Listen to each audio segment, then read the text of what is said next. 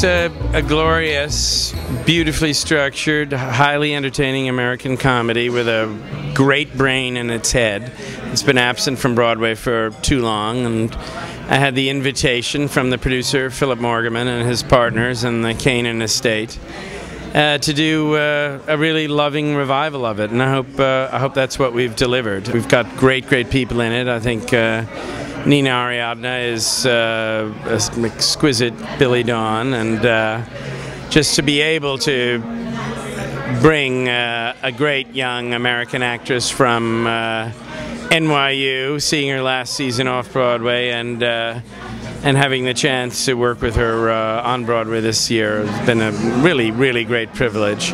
And to see her so beautifully working with Jim Belushi and Robert Sean Leonard and Frank Wood and Terry Beaver and a lot of real superb Broadway veterans who I think understand the science of a great American comedy like this. So it's been a lot of fun. It's a play I've always wanted to do.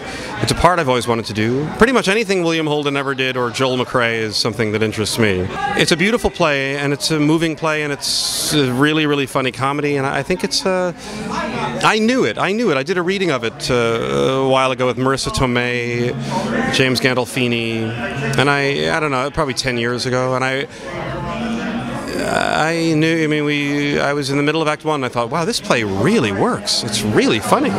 So I was hoping someone would do it, and I just got lucky. It's a great show. You know, Woody Allen called this the perfect comedy. Garson Kanin is one of the great comic writers of all time. And it's an ease to perform this because the writing is so perfect. So we're having a ball. It's about the rebirth of a young lady through education, and she gets out of the situation that is kind of a controlling, oppressive relationship, and through education she kind of awakens. I mean, it's a beautiful story. I don't suppose you got a chance to read my piece. What are you talking? Of course I did, twice! What do you think? Well, I think it is the best thing I ever read. I didn't understand one word. What didn't you understand? None of it. Show me what.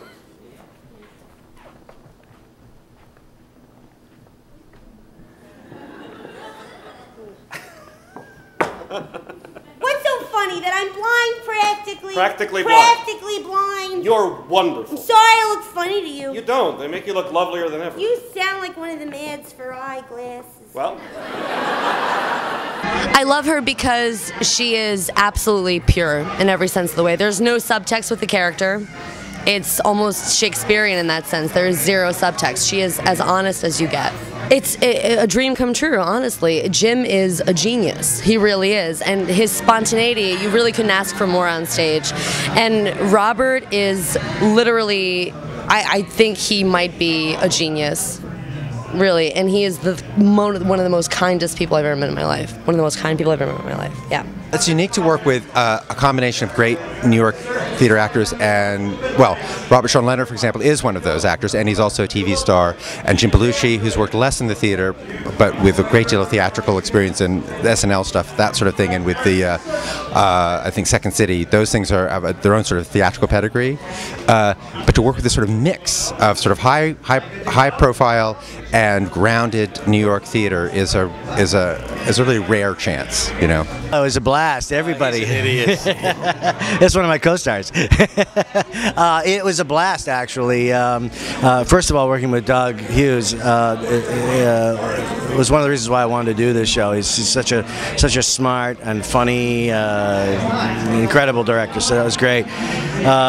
Jim is he's right out there, man. He was what you can see, what you get with Harry Brock on stage, it's like 10 times in rehearsal. He really goes at it full force. It's a blast to be around. And Nina is, she's a doll, and she certainly is a star tonight. And Robert Sean Leonard, another one, just a great guy, really down to earth, and just a spectacular guy to work with.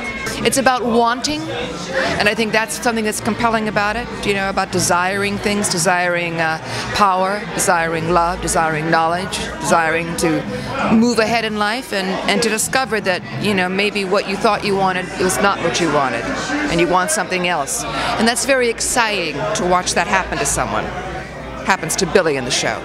It's really a great thing. She does a beautiful job. It's a play that's really old but really timely. I mean, I play a senator, and it's about corruption in government, which unfortunately is still very much the case. And even though the play was written, I think, late 40s or early 50s or something, same thing's going on. So it's strangely timely. The things that were going on in 1946 are still going on now.